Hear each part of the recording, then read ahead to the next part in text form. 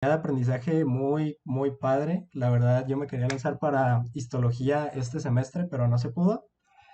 Pero bueno, hay mucha gente a la que se le complica, entonces, más que bioquímica, que al rato les voy a explicar, me gustaría centrarme un poquito más en la histología.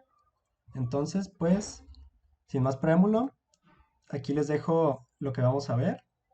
Y empezando, bueno, a nosotros se me hizo muy interesante que cuando entramos nos mencionó la doctora, nos puso una laminilla y nos dijo, ¿qué ven aquí? Entonces, pues todos nos quedamos como, pues vemos puntitas y colores y como que palitos. Entonces, no fue muy buena forma de iniciar. Entonces, esto que ven aquí ustedes es un corte de riñón, ¿sí?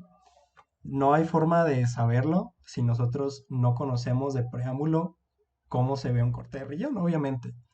Entonces, hay gente que estudia y pues no le entiende. Entonces, ¿de qué sirve que estudien, por ejemplo, todo el mes para sacar uno de los parciales? Sí, pues de todos modos no lo entendiste y pues no vas a saber qué onda al momento de estar frente a una laminilla o pues frente a un examen.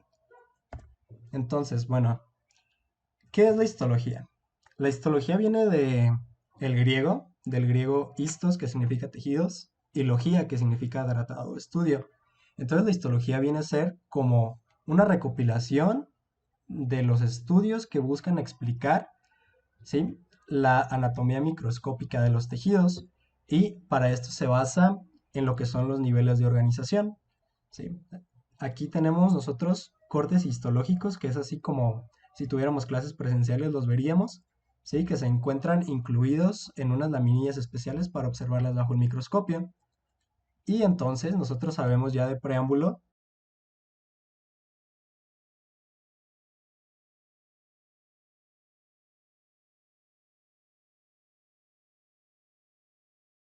mencionaba que el átomo era la partícula más pequeña, ¿sí? Bueno, antes de saber que existían los protones, neutrones y electrones.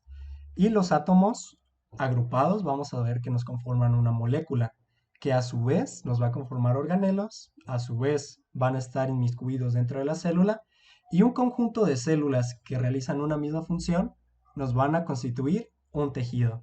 Y a partir de aquí, pues adelante. Los tejidos forman órganos, los órganos forman sistemas, aparatos, que se encuentran conformando el organismo, que viven poblaciones, que forman comunidades, que habitan un ecosistema, que constituyen un bioma y finalmente pues son parte de la biosfera.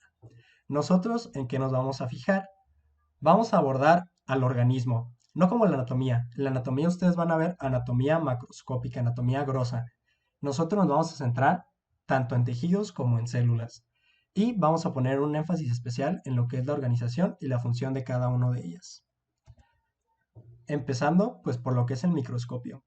Hay cuatro tipos principales de microscopio. Nosotros nos vamos a encontrar con que vamos a estar en contacto con dos, ¿sí? El primero de ellos, pues es el microscopio óptico, ¿sí? Este puede tener una sola lente, estas son las lentes que ven aquí, o puede ser un microscopio compuesto, ¿sí? Cuando hay más lentes, como son estas de aquí. Cada una de las lentes pues va a darnos un aumento diferente, incluso la que es por 100, si nosotros agregamos una sustancia especial que se llama aceite de inmersión, vamos a poder ver todavía más características que ya les voy a mencionar más adelante. Y a partir de que nosotros utilizamos un microscopio, vamos a poder observar estructuras que no se ven a simple vista. Si tuvieron la fortuna de tener un microscopio en su preparatoria, pues seguramente hicieron prácticas con vegetales, como son las cebollas, o incluso con algas o con protozoarios, ¿sí? Y una vez que nosotros ponemos la laminilla bajo el microscopio, prácticamente veríamos cosas como esta, ¿sí? Esto que vemos aquí. No les voy a decir todavía qué es, pero más adelante pues lo van a saber.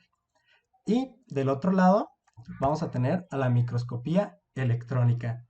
Esta va a ir más orientada hacia la biología molecular y nos va a permitir no solamente ver bacterias como estos estafilococos que vemos aquí, vamos a poder ver también las estructuras microscópicas de cada uno de los tejidos y de las células.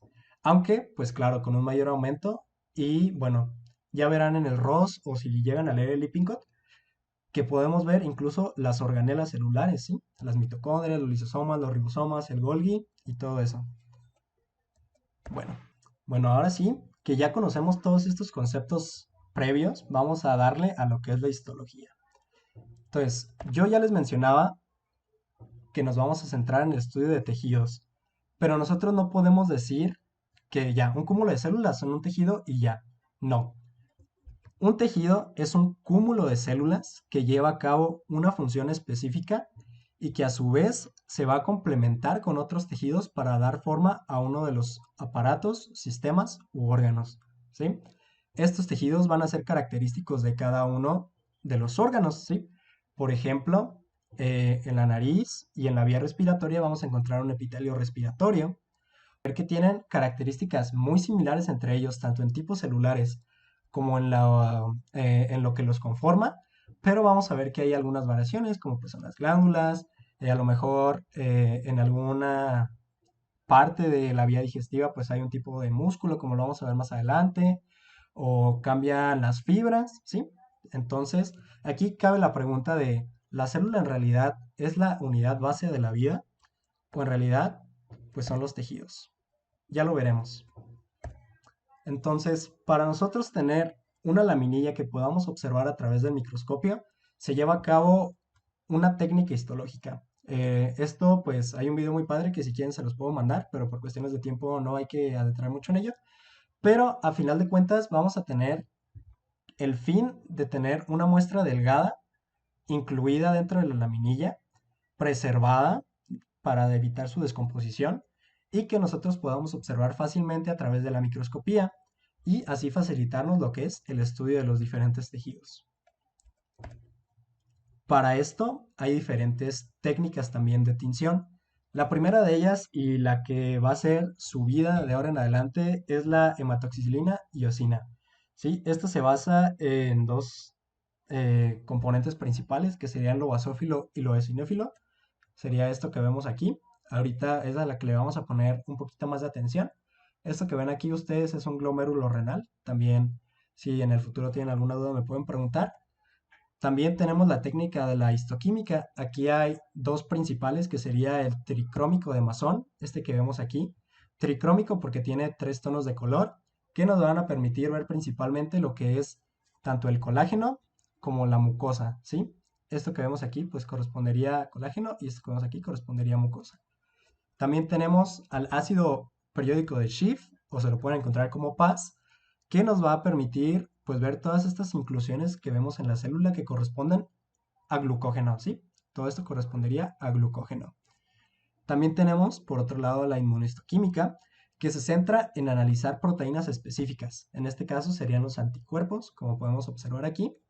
Y finalmente tenemos a la inmunofluorescencia, que es prácticamente similar a la inmunohistoquímica, solamente que aquí se agrega un biomarcador fluorescente, como lo vemos aquí, que nos permite delimitar a los núcleos y en este caso pues filamentos de actina.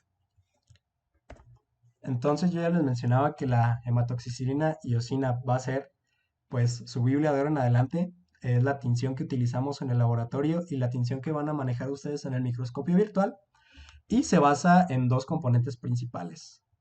Por un lado la hematoxilina y por otro la eosina. Facilísimo, ¿no? La hematoxilina va a ser lo azulito, ¿sí? En pocas palabras, que corresponde a lo basófilo. Va a ser, pues, un colorante básico y nos va a ayudar a identificar lo que son los núcleos, los nucleolos que se encuentran adyacentes al núcleo y también los ribosomas. Y pues esto se basa pues en los ácidos nucleicos que se forman, que más bien conforman a lo que son pues estas estructuras que vemos aquí. Entonces, por otro lado, lo rosita va a corresponder al eosinófilo, también conocido como acidófilo, así también se lo pueden encontrar. Y este va a ser un colorante ácido, ¿sí? Este nos va a ayudar principalmente a marcar a las proteínas citoplasmáticas, entre ellas el colágeno. Y aquí podemos ver algo muy interesante. Si recuerdan sus clases de química de la preparatoria, teníamos compuestos ácidos y compuestos básicos. Los ácidos se agrupan con bases y las bases se agrupan con ácidos. Y es exactamente lo que pasa con la hematoxilina y eosina. Y juntos, una vez que combinamos estas dos, vamos a tener a la técnica de H&E. que ya sería tener las dos en una sola y ya podríamos ver no solamente pues lo basófilo, sino también lo eosinófilo en una sola. Y pues nada más para explicarles el fundamento de un microscopio de luz como el que tenemos en el laboratorio, pues vamos a ver que esto está al revés. Entonces, en la parte inferior vamos a tener una fuente de luz, que sería su lámpara, que la pueden ajustar y también tienen un condensador que va a permitir el paso de la luz hacia la laminilla que ven ahí. Entonces, a través de un lente objetivo van a poder observar, ¿no? Y va a ser como un pequeño reflejo para que nosotros al momento de pues estar ahí enfocando, pues podamos ir viendo cada vez la imagen más nítida. Hasta aquí vamos a hablar de los tejidos principales. Pues estos van a ser cuatro, ¿sí? El tejido epitelial, el tejido conectivo, el muscular y el tejido nervioso. Vamos a empezar por el tejido epitelial, ¿sí? El tejido epitelial tiene tres funciones muy características: la de recubrir, la de revestir y la de formar glándulas. Recubrir hace pues mención a algo que es por fuera, ¿sí?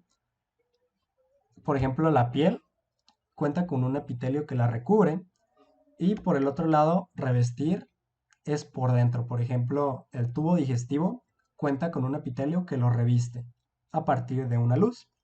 Y las glándulas, ahorita las vamos a abordar un poquito más, pero también están conformadas por células epiteliales. Tienen la característica de que tienen una superficie libre por la cual pueden intercambiar tanto metabolitos como neurotransmisores o incluso permitir el paso de agua, y van a tener también la característica de que están muy juntas entre sí, por lo que el espacio entre una célula y la otra pues va a ser prácticamente mínimo. Hay diferentes tipos de epitelio: epitelios simples, epitelios estratificados y epitelios que son como excepciones, ¿sí? Los simples pues pueden ser tanto simple plano, simple escamoso o simple pavimentoso, son sinónimos. También puede ser simple cúbico o simple prismático o simple cilíndrico también se le llama, que a su vez pues tiene una variación que sería este que ven aquí, que es el epitelio pseudo estratificado, que característicamente lo vamos a encontrar en vía respiratoria. En caso del epitelio estratificado, hace mención a que ya no es una única capa de células, va a ser dos o más. Esto que vemos aquí pues sería también un epitelio estratificado plano, escamoso o también pavimentoso, como les mencionaba, y puede tener especializaciones, como es el caso de la piel, que está conformada por un epitelio estratificado plano con queratina, ¿sí? Queratinizado. También, pues de igual manera tendríamos un epitelio estratificado cilíndrico o prismático o uno cúbico. Al momento de nosotros hablar de un epitelio estratificado, vemos aquí que estas células pues parecen cúbicas, pero para nombrarlo nosotros siempre vamos a tomar en cuenta a las que son más apicales, ¿sí? A las que están más hacia el exterior o más hacia la luz, en caso de que sea pues eh, un epitelio de revestimiento. Y por otro lado tenemos a una excepción que sería el epitelio de transición, también llamado urotelio. ¿Alguna vez se han preguntado qué es lo que les permite guardar tanta agua en su vejiga sin que se truene? Bueno, pues es gracias al epitelio de transición, que al momento de que ustedes ingieren una gran cantidad de líquidos, ¿sí? Espero que sea agua o pues, si es tequila, pues también. Entonces se va a ir acumulando y al momento de que se expande va a haber una distensión. Y esta distensión va a permitir el separamiento de las células para que no haya un colapso del órgano. Entonces es gracias al urotelio que nosotros podemos tener esta función. Y no solamente pues en vejiga, también está en uretra y en uréteres. Estos epitelios pueden tener diferentes características que son llamadas las especializaciones de membrana. Tenemos tres, ¿sí? La primera de ellas serían estas que tenemos acá, que son las microvellosidades. En caso de los intestinos, nosotros vamos a ver que tenemos estas vellosidades grandes que a su vez pues tienen células cilíndricas que a su vez están tapizadas por estas microvellosidades, que son las que nos van a permitir absorber tanto los metabolitos como agua u otras sustancias que vayan a entrar al torrente sanguíneo o linfático. Por otro lado, pues tenemos a los estereocilios, ¿sí? Estos que vemos de este lado serían los estereocilios y estos van a proporcionarnos un movimiento pasivo o incluso captación, como es el caso de las trompas de falopio y como es el caso del oído. Y tenemos también a los cilios. Los cilios nos van a permitir un movimiento rítmico y rápido que van a permitir el paso de diferentes pues, sustancias de igual manera, como es el caso del epitelio respiratorio, por ejemplo. Ya les mencionaba que es un epitelio pseudoestratificado cilíndrico ciliado, ¿sí? Con cilios. Y no solamente sirven para el paso de sustancias, sino que también nos permiten detener, por ejemplo, el polvo para que no vaya a sus pulmones. Y en las vibrisas que tenemos nosotros en la nariz, los pelitos que tienen se llaman vibrisas. Ahí pues se van a permitir que se acumule y al momento que nosotros hagamos, pues salgan, ¿no? O incluso con la respiración normal. También pues hay que mencionar a las uniones celulares. No podemos decir que tienen una estrechez si no hay un pegamento, por así decirlo, que los una. Estas son las diferentes uniones celulares que tenemos. Tenemos, por ejemplo, a las uniones oclusivas o estrechas, que sería la célula ocludens, ¿sí? Estas que vemos aquí. Esta va a ser la más apical y va a permitirnos retener o facilitar el paso de agua. Tenemos también a las células adherentes, ¿sí? O uniones adherentes, que sirven como un anclaje del.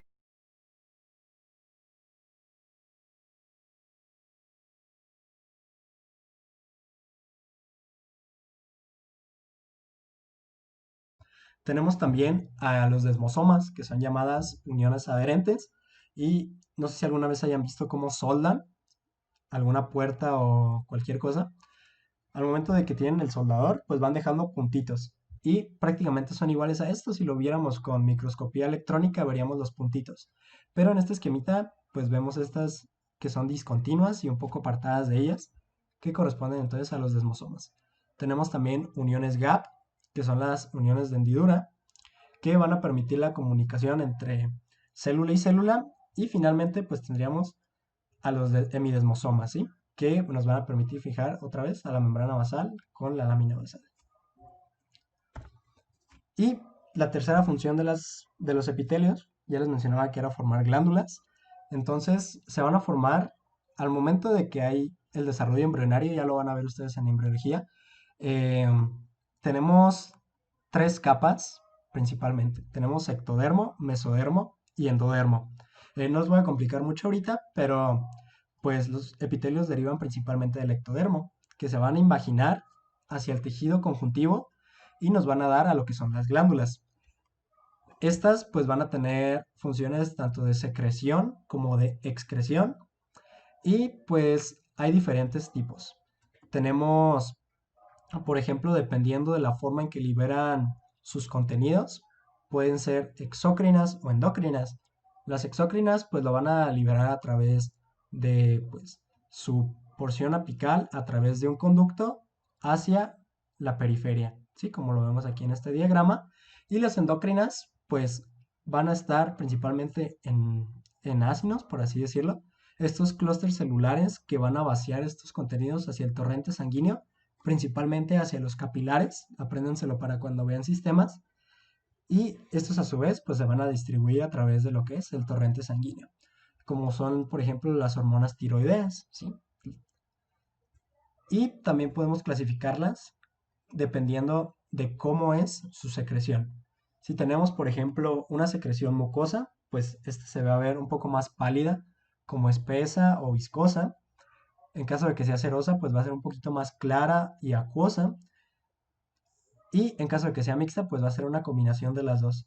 Glándulas mixtas hay muy pocas, pero por ejemplo tenemos lo que son los artefactos. Ya más adelante ustedes verán cuando vean glándulas, como por ejemplo en la glándula submandibular, que tenemos estas que quedan como semilunas cerosas en una glándula mucosa. Más adelante lo verán. De la misma forma, pues hay otras formas de clasificación, como es si si el contenido eh, sale de manera normal a través de la porción apical, ¿sí? Sin dañar a la célula intacta, como lo vemos aquí, pues va a ser una secreción merocrina, ¿sí? Una simple exocitosis. En caso de que salga con alguna porción del citoplasma, pues vamos a decir que es una secreción apócrina. Y en caso de que haya una destrucción de la célula al momento de liberar su producto, pues vamos a hablar de que la célula sufrió apoptosis. La apoptosis hace mención a la muerte celular programada. Entonces aquí es lo que pasa, por ejemplo, con las glándulas sebáceas.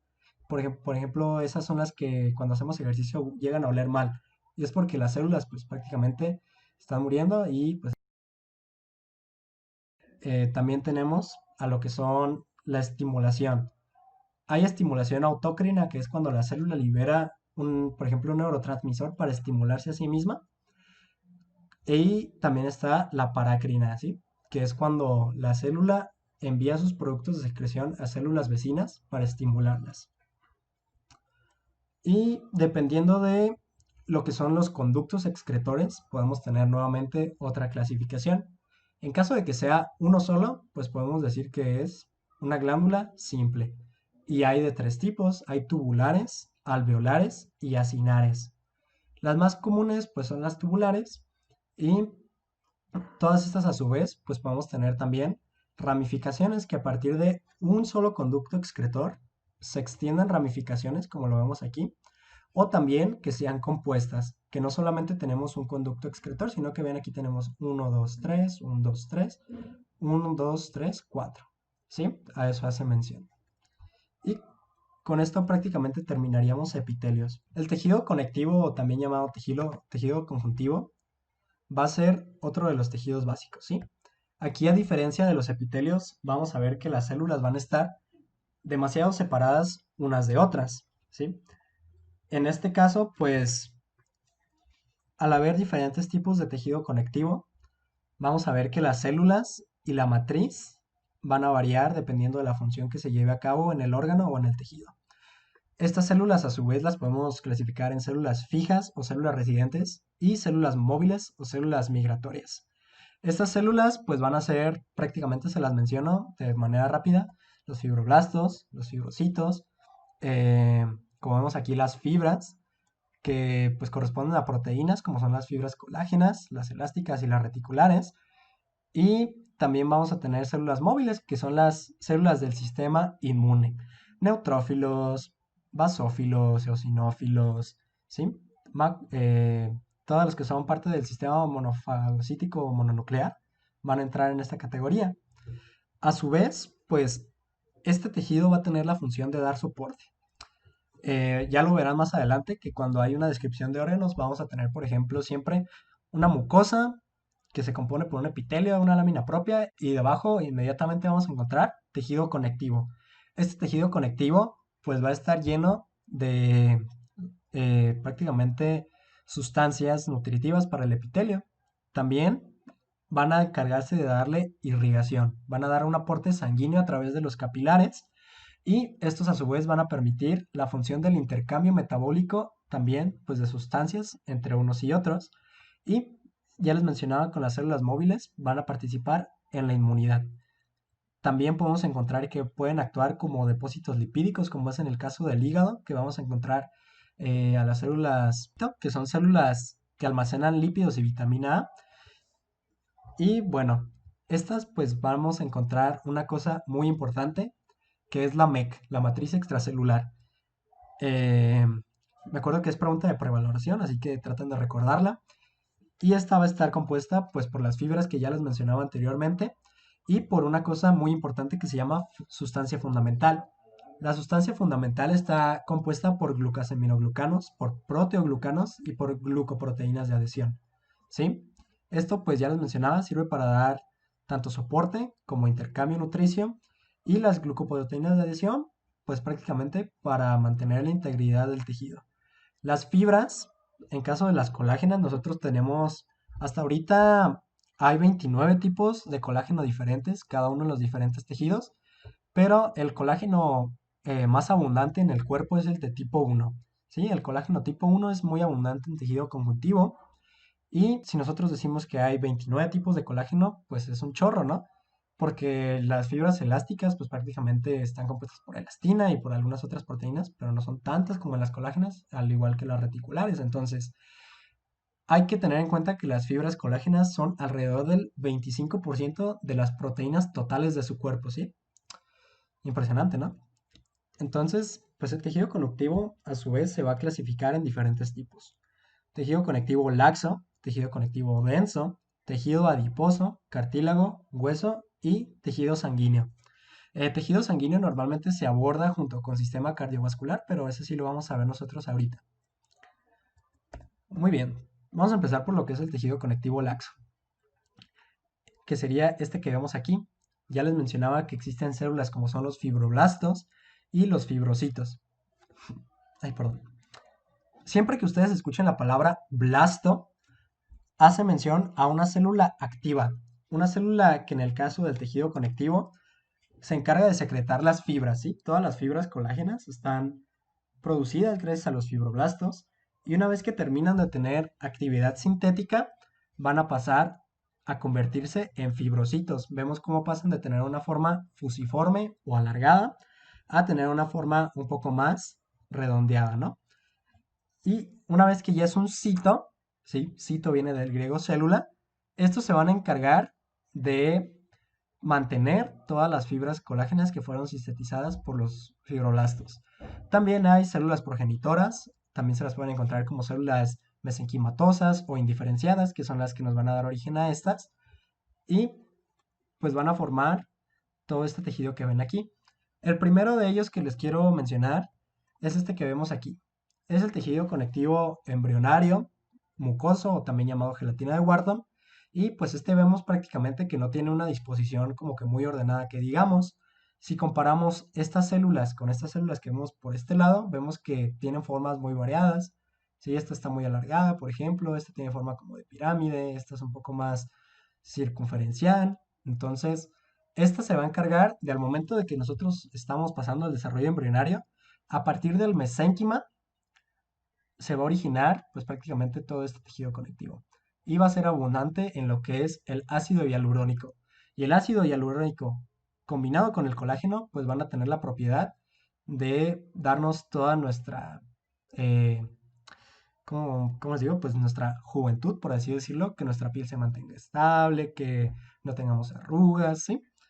Y, por ejemplo, eso es lo que pasa en los bebés. Los bebés tienen una gran cantidad de colágeno y ácido hialurónico y por eso es que cuando nosotros agarramos sus caritas, todas suavecitas, pues se debe a esto. También tenemos a lo que es el tejido laxo areolar, que las líneas, como ustedes las mencionan, corresponden a fibras de colágeno, ¿sí? Y las líneas que vemos acá también corresponden a fibras de colágeno. La diferencia es que esta imagen fue tomada a partir de un microscopio y esta fue a partir de un microscopio electrónico, ¿sí? Escanearon la laminilla y por ahí pues compartieron la imagen.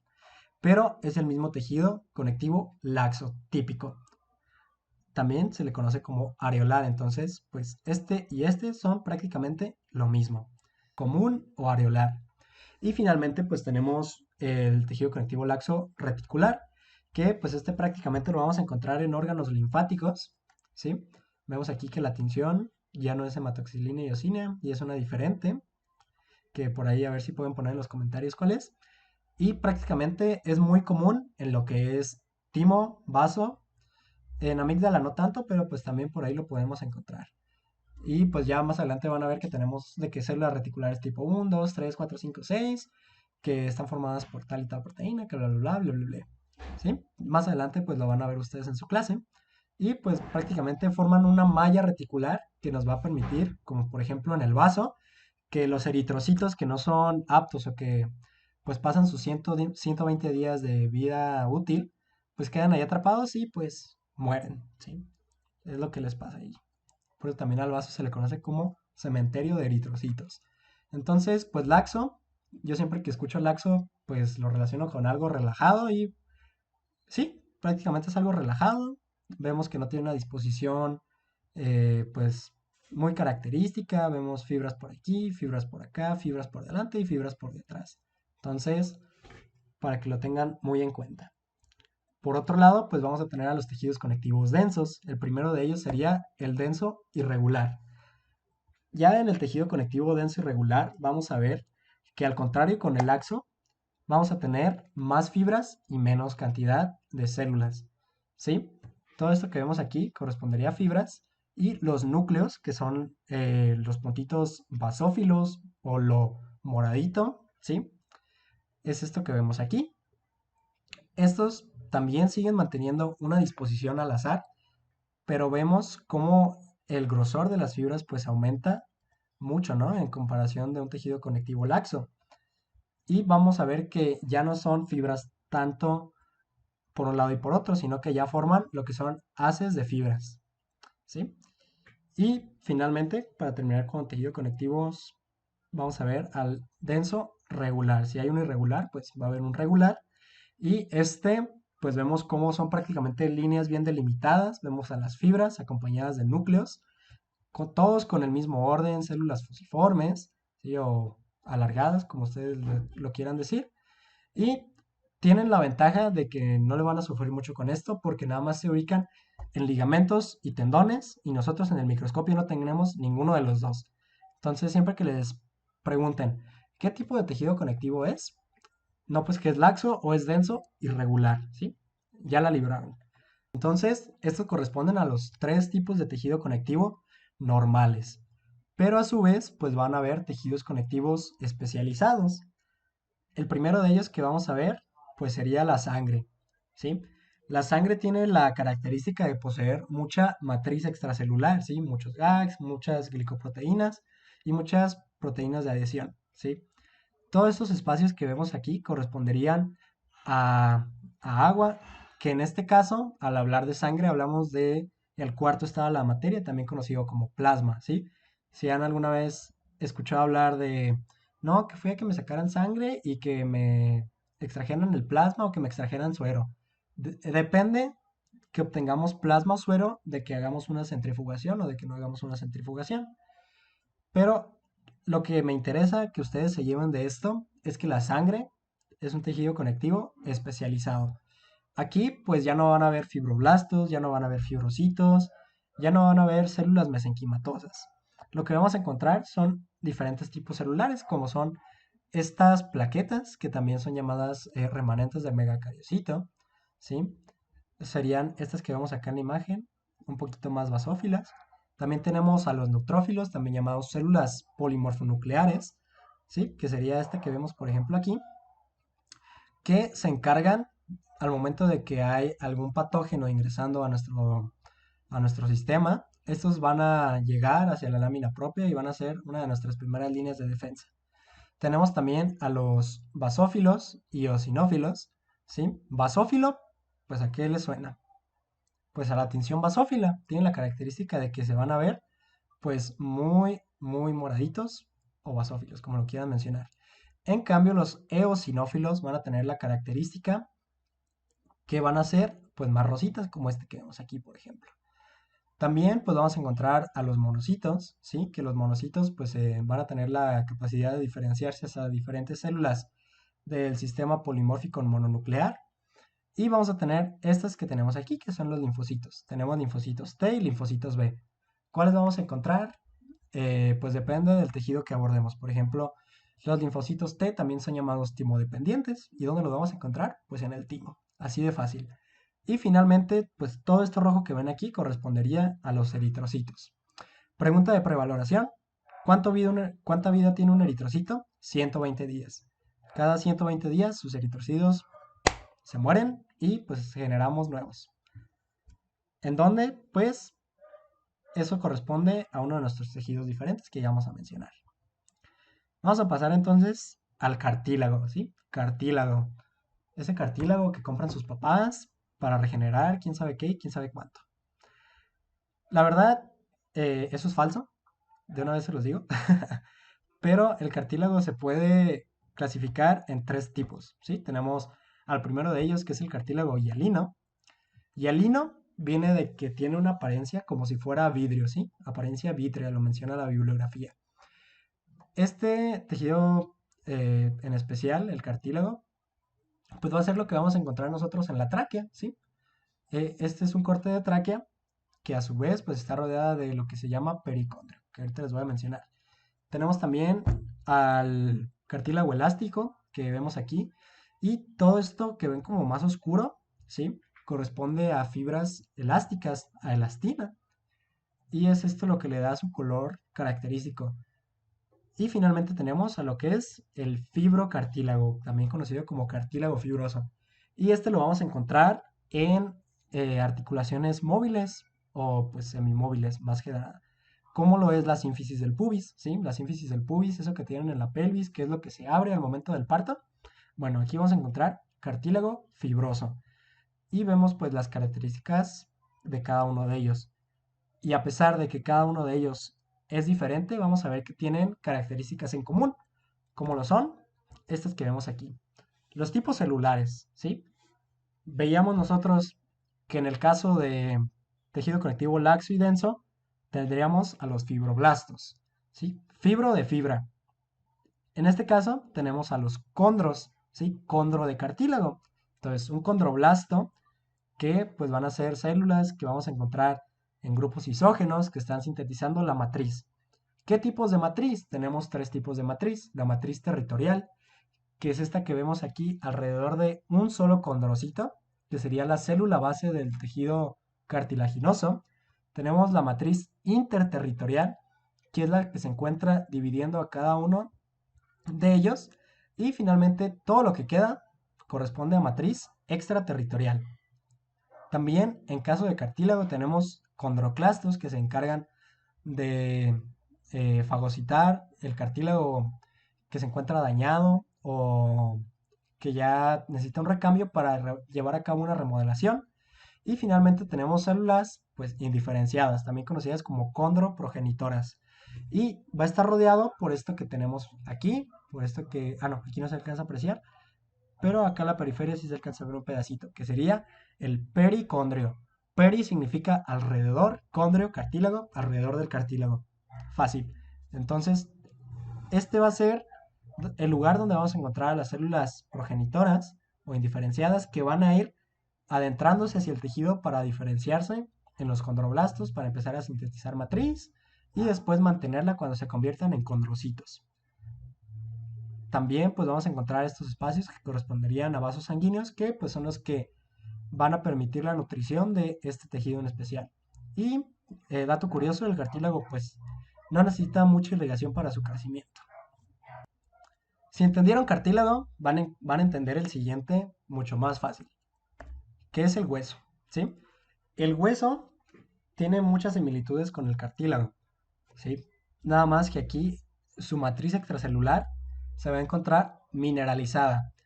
Esto se refiere a que empiezan a haber cúmulos de un material específico que se llama hidroxiapatita cálcica, que corresponde a la mayor parte del tejido óseo y es lo que nos va a dar todo esto que vemos aquí. Lo podemos clasificar en dos tipos, ¿sí? En hueso esponjoso, también conocido como hueso trabecular, que va a tener espacios, ¿sí? Estos espacios que vemos aquí, para alojar a lo que es la médula ósea. ¿Y cuál es la función de la médula ósea? Pues la producción de tejidos sanguíneos, ¿sí? De células sanguíneas. Y tenemos a lo que es el hueso compacto o hueso cortical. Este se va a encontrar al contrario de lo que es la médula ósea, hacia la periferia. Y nuevamente, pues aquí cambian las denominaciones. Otra vez nos regresamos. Tejido conectivo laxo y denso, fibroblastos, cartílago, condroblastos y en caso de hueso, osteoblastos. Osteo, hueso, blasto, pues células que producen. ¿Qué van a producir? La matriz extracelular mineralizada. ¿Sí? ¿Sí ven cómo hay como un patrón en todo esto de los tipos histológicos? Entonces, pues una vez que los osteoblastos terminan de sintetizar lo que es su matriz, pues van a quedar como osteocitos para poderla mantener. Y hay otras células muy especiales en caso del hueso, como son los osteoclastos, ¿sí?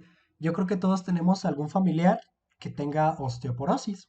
La osteoporosis se debe a la actividad de los osteoclastos que está incrementada por algún factor neurodegenerativo, por algunos factores como lo es el tabaquismo, o incluso se ha demostrado que la hipertensión arterial puede ser causa de osteoporosis, ¿sí?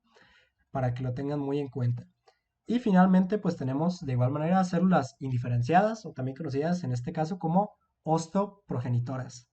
Aquí no vamos a tener solo un peri, ¿sí? Aquí vamos a tener un periosteo y un endosteo. El endostio, ¿qué va a recubrir? Pues va a ser el que nos delimita al hueso trabecular. Y el periostio va a estar asociado a lo que es el hueso compacto, perdón. ¿Qué más vamos a encontrar en el hueso a diferencia del cartílago? Bueno, se menciona que la unidad básica del hueso se llama osteona, ¿sí? Entonces vamos a tener estas características que les menciono aquí. Esto que vemos aquí sería la osteona, ¿sí? Una osteona está compuesta por un conducto que es conocido como conducto de Havers. ¿Qué va a pasar por aquí? Arterias, venas o también nervios, ¿sí? Para darle función inervativa a lo que es el hueso.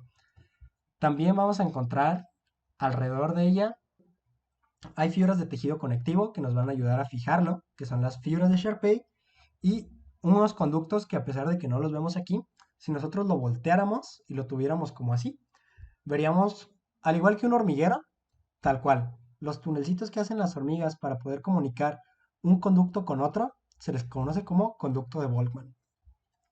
¿Alguna duda con hueso?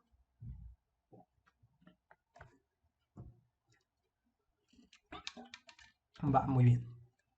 Y bueno, ahora vamos a empezar con lo que es el tejido muscular, el tercero de los tipos de tejidos básicos.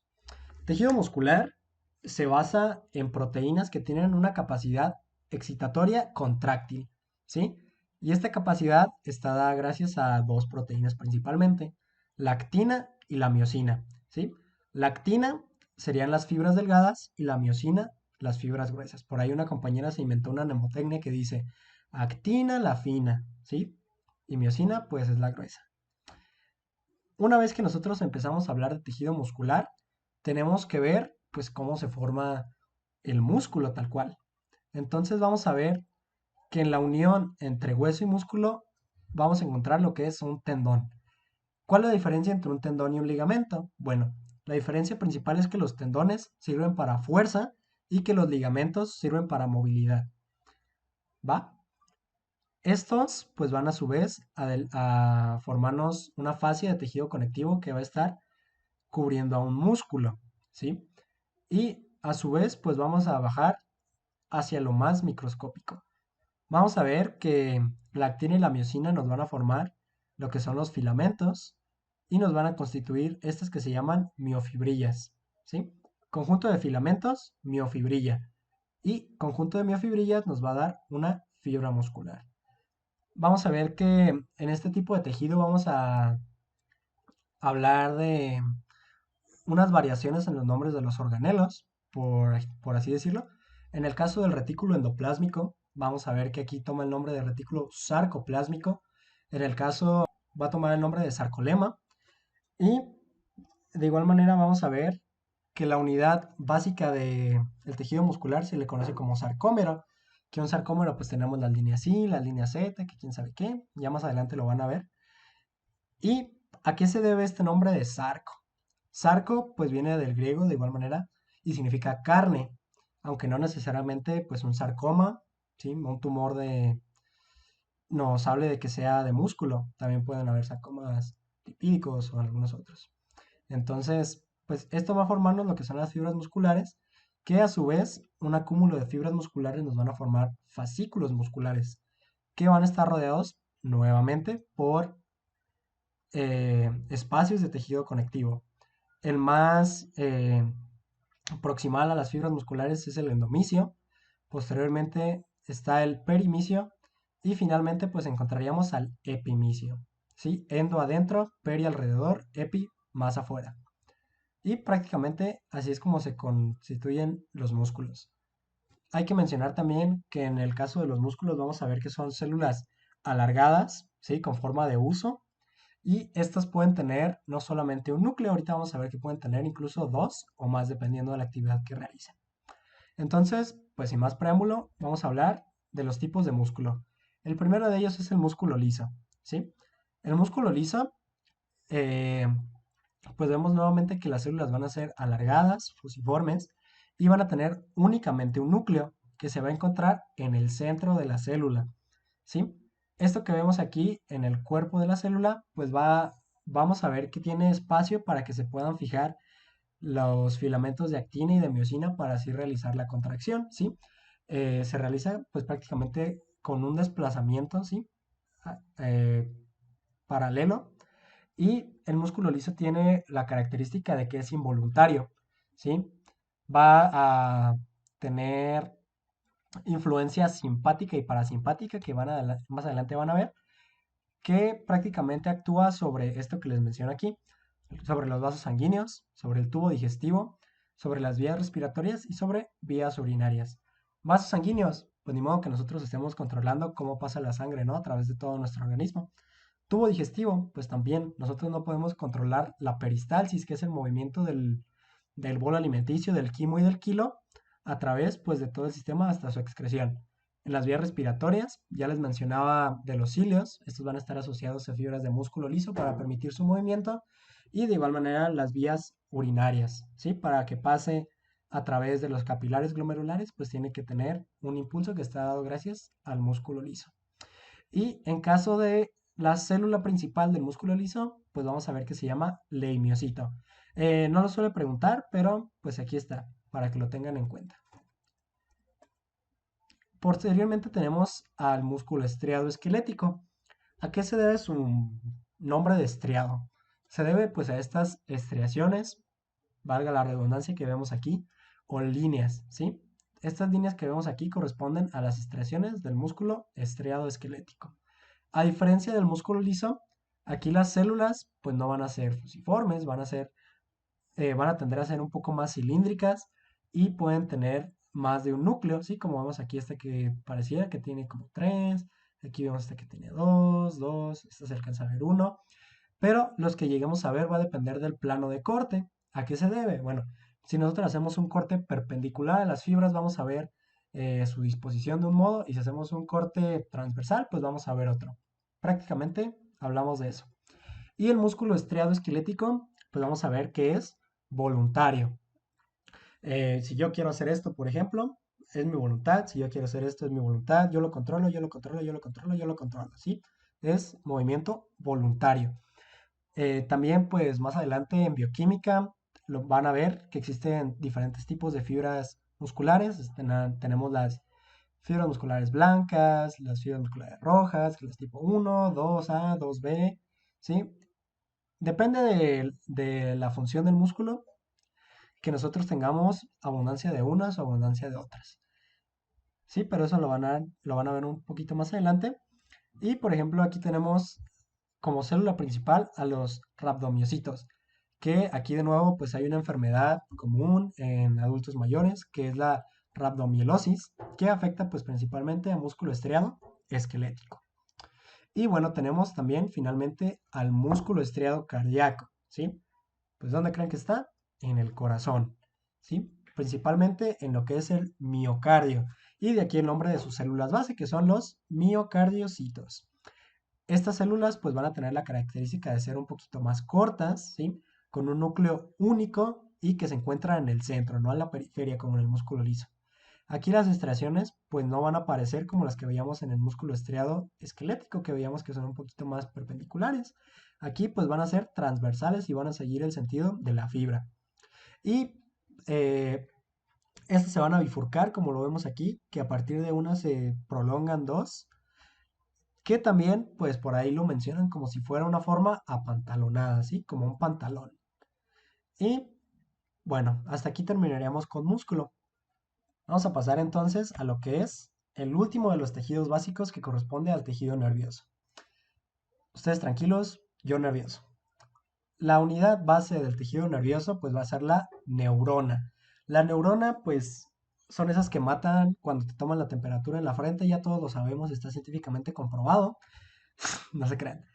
Y estas se van a encargar pues de que a partir de un estímulo, puede ser tanto excitatorio o inhibitorio, pues pueda recopilar esa información para integrarla y producir una respuesta acorde a lo que se necesite, pues.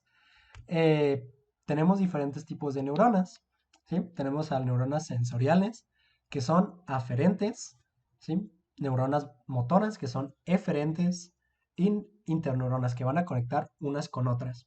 Esto va a sonar un poquito feo, perdónenme, pero por ahí mencionan que el de adelante da y el de atrás recibe. Esto lo podemos aplicar al momento de abordar médula espinal, ¿sí? Porque tiene astas ventrales y astas dorsales. Entonces las astas dorsales van a recibir la información que viene a partir del sistema nervioso periférico y las astas ventrales a su vez pues van a dar pues el estímulo necesario para llevar a cabo pues una respuesta, ¿sí? A eso se refiere. Y bueno, aferente, pues lo que les mencionaba recibe, eferente, pues envía. Vamos a ver que una neurona pues está compuesta por diferentes pues, partes. Vamos a ver al cuerpo neuronal, también llamado soma, que va a ocupar el espacio central junto con el núcleo, ¿sí? Todo eso sería nuestro soma neuronal y en la parte más interna vamos a encontrar al núcleo, que vamos a encontrar también estos puntitos que ven aquí alrededor correspondientes a los corpúsculos o cuerpos de Nissl. Estos van a ser pues principalmente agrupaciones de ribosomas, porque bueno, los ribosomas nos ayudan a la producción y empaquetamiento de proteínas. Entonces, ¿qué necesitamos nosotros para poder llevar a cabo todas las funciones neurológicas? Pues toda esta actividad de secreción, ¿sí? Por eso tenemos a los cuerpos de Nissl. También, pues vamos a tener a lo que es el axón, ¿sí? La prolongación mielinizada es conocida como axón, y esta va a ser una única prolongación que no se ramifica. Si bien se puede bifurcar, no está ramificada. Ramificada sería que tuviéramos aquí, por ejemplo, otra más. Aquí vamos a encontrar lo que son, pues por ejemplo, los nódulos de Rambier o células de Schwann, que van a ser agrupaciones de mielina que van a permitir que el impulso eh, pueda generar como pequeños saltos a través de ellos y que no se queme nuestra neurona, así la van a aislar de la actividad eléctrica. Esa es su función. Y bueno, finalmente tenemos a las dendritas.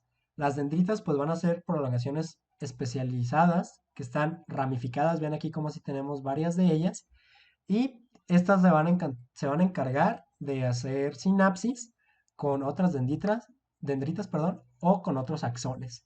Hay diferentes tipos de sinapsis, por ejemplo, dependiendo del neurotransmisor, tenemos la sinapsis química o sinapsis eléctrica. Dependiendo de con qué lo hace, tenemos las axoaxónicas, axodendríticas o axoaxonales, ¿sí? Entonces, pues esas son las clasificaciones que tenemos y también podemos clasificarlas dependiendo de su morfología, ¿sí? De su forma. Tenemos a lo que son las neuronas multipolares, ¿sí? Estas primeras que tenemos aquí. Vamos a ver que se componen de un axón y de múltiples dendritas. Por ahí se menciona que las multipolares son alrededor del 99% de neuronas que nosotros tenemos, ¿sí? Estas van a ser entonces las más abundantes y las que llevan a cabo más funciones en el tejido nervioso.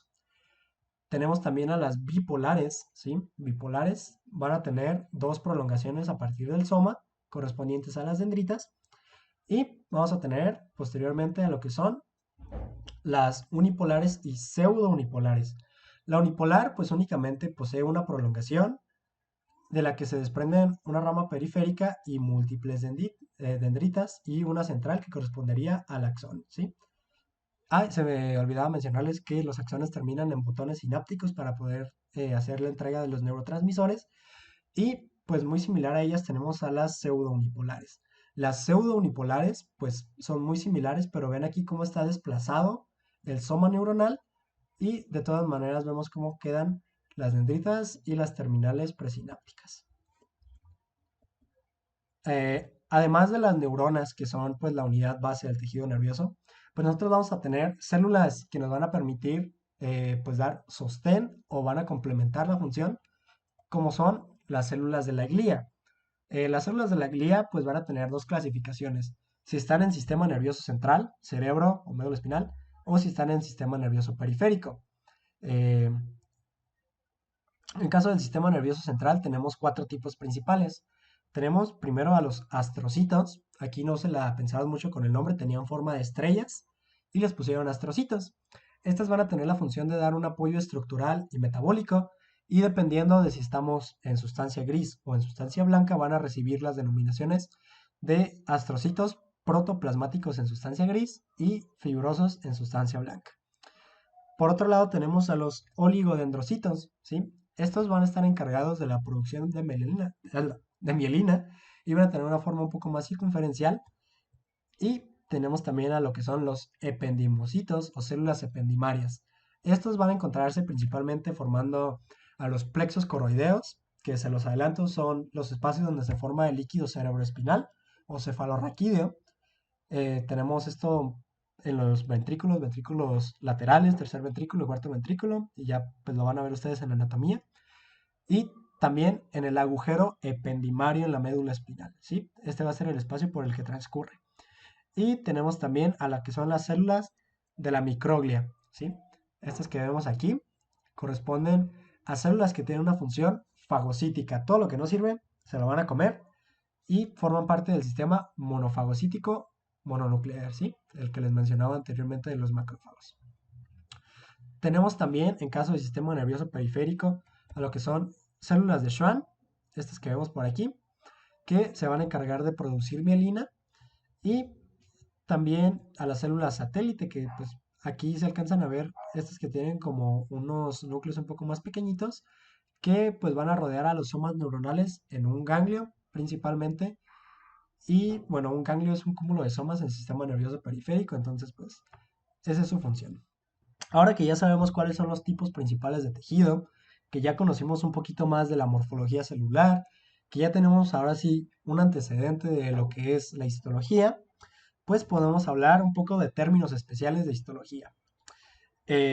Aquí, pues más que nada les quiero explicar, pues cómo se describe un tejido o una muestra histológica. Nosotros tenemos dos tipos de órganos, ¿sí? Tenemos los órganos huecos y los órganos macizos. Un órgano hueco es un órgano que está asociado hacia la luz, ¿sí? Como lo es, por ejemplo, todo el sistema digestivo, como lo es, por ejemplo, también las venas y las arterias.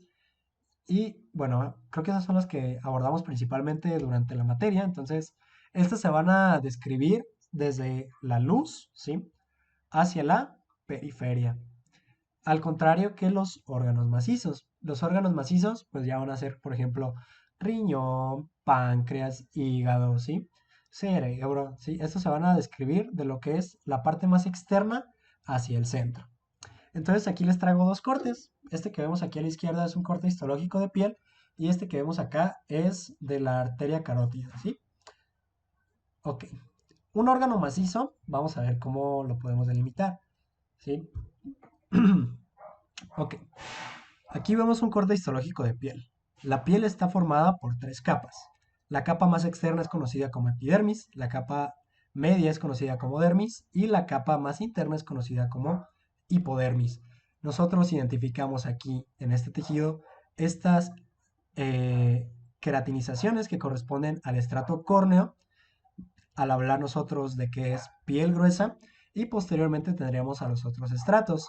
¿Sí? Tenemos al estrato córneo, tenemos al estrato granuloso, tenemos al estrato espinoso, al estrato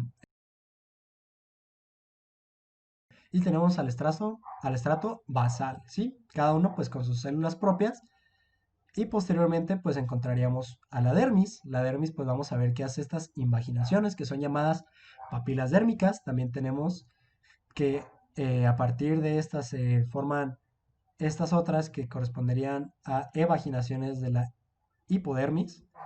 Y bueno, ¿qué vamos a encontrar entonces en la dermis? En la dermis pues vamos a encontrar principalmente células musculares lisas y también vamos a encontrar pues fibras de colágeno.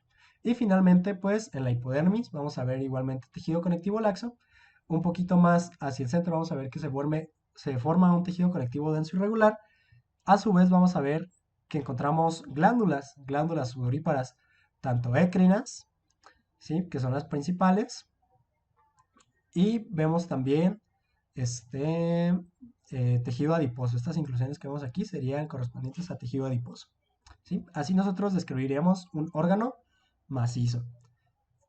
Y en cambio, pues un órgano hueco, pues vamos a hablar desde la luz hacia la periferia. Aquí imagínense que está corriendo un chorro de sangre y bueno, pues vemos aquí en este caso un corte histológico de arteria elástica al hablar de que es la arteria carótida. Y bueno, vamos a ver que tiene diferentes capas. Primero que nada vamos a encontrar la túnica ínfima, que está compuesta por un endotelio. Posteriormente, pues vamos a ver a la túnica muscular, que pues va a estar compuesta por fibras musculares lisas. Y también vamos a encontrar fibras elásticas que se ven un poco más teñidas en este corte histológico. Y finalmente, pues vamos a tener a la túnica adventicia, compuesta por un tejido conectivo laxo. Así de fácil. ¿Cuál es la importancia de que nosotros estudiemos la histología? Bueno, realmente, pues ¿de qué nos va a servir? Nos va a servir para comprender la anatomía microscópica. No solo vamos a saber que los pulmones laten nada más por latir, ¿sí? Nosotros vamos a ver cuál es el mínimo nivel al que se produce, por ejemplo, el intercambio de oxígeno, llamado hematosis, ¿no? Vamos a ver que, por ejemplo, tenemos los alveolos, ¿sí? Los cúmulos alveolares y todo eso, que ya lo verán ustedes cuando vean sistema respiratorio. Por ejemplo, en riñón, pues también, pues, hacemos pipí, ¿no? No, ¿sí? Tiene que llevar a cabo un proceso a través de la luz que se filtra a través de los capilares sanguíneos, que pasa a través de toda el asa de Henle para poder producir así, pues el ultrafiltrado que posteriormente se va a convertir en la orina, ¿sí? También, pues nos va a permitir estudiar patologías. Alguna vez estoy seguro de que han escuchado, no, que le hicieron una biopsia y que quién sabe qué, ¿sí? Una biopsia, pues llegan con una maquinita, pues te cortan, es muy doloroso, y extraen una muestra de tejido que a su vez se lleva al laboratorio de patología y se analiza a través del microscopio, ¿sí? Llevan a cabo toda la técnica histológica para tenerla incluida en una laminilla y que nosotros podamos observar tejidos como este. Que aquí pues se realizó un legrado de cuello uterino y se obtuvo una muestra positiva para estos quistes que son llamados quistes de Nabot, ¿sí? Esa es su principal importancia. También, pues, estaba muy bonito que cuando estén haciendo prácticas se puedan encontrar estructuras como esta. Vean, pues parece la cara de una mujer con una flor. Esta que puede parecer una rosa. Sí, esto se encontró en piel. Es prácticamente pura queratina. Y pues esto que vemos aquí, vean qué preciosidad. Esto que ven aquí, pues es hueso con una técnica especial. Todo esto que ven aquí sería médula ósea. Bueno, aquí les dejo mis fuentes que utilicé. Ya les mencionaba hace ratito los que les recomiendo, que es el Kiersonbaum y el Lippincott si quieren pues nada más aprender. Pero pues su libro base va a ser el Ross, de aquí van a salir sus exámenes, así que pues les recomiendo leer este. Ya después en vacaciones, si tienen tiempo, les recomiendo que lean el Saavedra, es buenísimo, es de un profe de la Universidad Autónoma de Nuevo León. Y también les quiero compartir estas páginas de internet.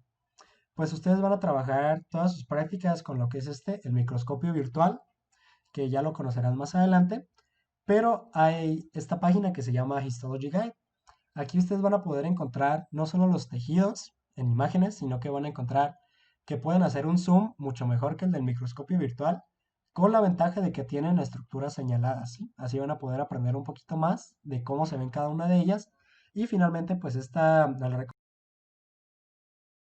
que es pues prácticamente el microscopio virtual, pero con más acceso a la minilla, ¿sí? Es de la Universidad de Michigan y también se lo recomiendo mucho.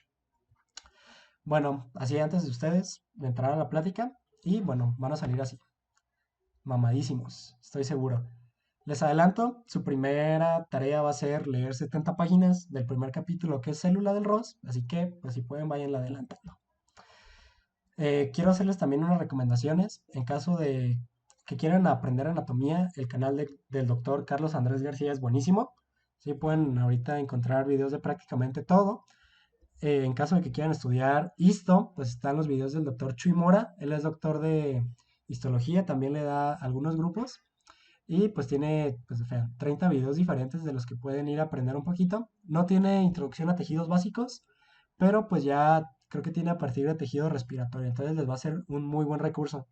Si quieren aprender embriología, pues váyanse al canal del doctor Aldo Guerrero. Él era profesor de anatomía, de histología y de embriología en la Universidad de Guadalajara, ya se retiró, pero tiene videos muy buenos sobre embrio. Y pues no les quise hacer una presentación de bioquímica porque tengo un amigo que se encarga de dar clases de bioquímica, él es instructor de la academia ahí en el Cooks, se llama Fernando y tiene el canal llamado Medical Ed. Ahí pueden encontrar todos los videos de, pues, temas básicos para que los vayan repasando. Y bueno, tengo otra recomendación para ustedes que es otros amigos que tienen una página llamada Serendipia Médica. Aquí pues tratan de publicar datos curiosos que pueden checar. Y bueno, yo tengo una página de memes, no es tan impresionante como todas las demás, pero pues ahí la pueden checar si quieren. Entonces, pues sería todo por mi parte. Muchísimas gracias a todos.